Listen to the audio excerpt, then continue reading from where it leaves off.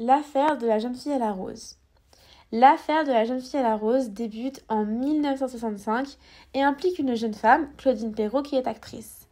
Dans la scène 9 du film Paris secret, l'actrice doit se faire tatouer une tour Eiffel sur la fesse gauche et doit se la faire retirer 2 semaines plus tard. Il est prévu que le lambeau de peau avec le tatouage prélevé sur le corps de l'actrice sera vendu au prix d'un Picasso. La jeune fille est entièrement d'accord car elle signe un contrat. Mais l'opération de détatouage se passe mal car les moyens de l'époque ne sont pas suffisamment qualifiés et il en résulte une énorme cicatrice. Cependant, plus tard, la jeune femme se rendra compte que son image est utilisée d'une manière qu'elle n'avait pas anticipée. Les représentations perçues dans le film sont vues comme intimes et personnelles. Cette dernière envoie donc une lettre au réalisateur exprimant son mécontentement et demande des clarifications de son contrat. D'après le Code civil, le corps humain est protégé par la loi. On le voit dans l'article 16 notamment, qui garantit le respect de la dignité de l'être humain dès le début de la vie.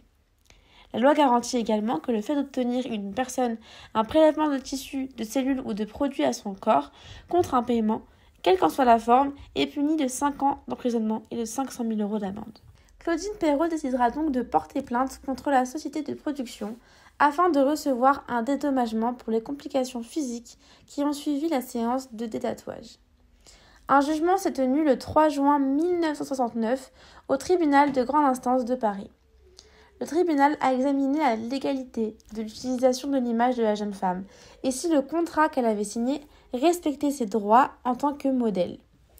Ensuite, le tribunal a accordé une attention particulière aux droits de la personnalité et à la protection de l'image des individus, considérant que même si un contrat existe, cela ne vaut pas l'abandon de ses droits. Étant donné que le contrat signé par la jeune femme n'était pas licite, Claudine Perrault gagnera le procès.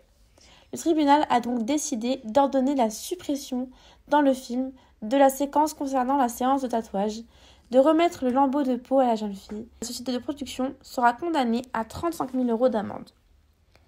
Suite à cette affaire, la Cour de cassation rendra un arrêt concernant la non-patrimonialité du corps humain.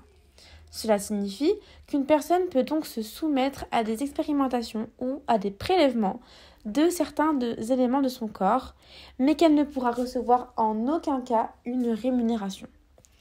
Dans le domaine artistique, le principe de non-patrimonialité du corps humain signifie que le corps ne peut être mis à disposition, vendu ou encore donné, quelle qu'en soit la manière ou la nature, gratuite ou onéreuse.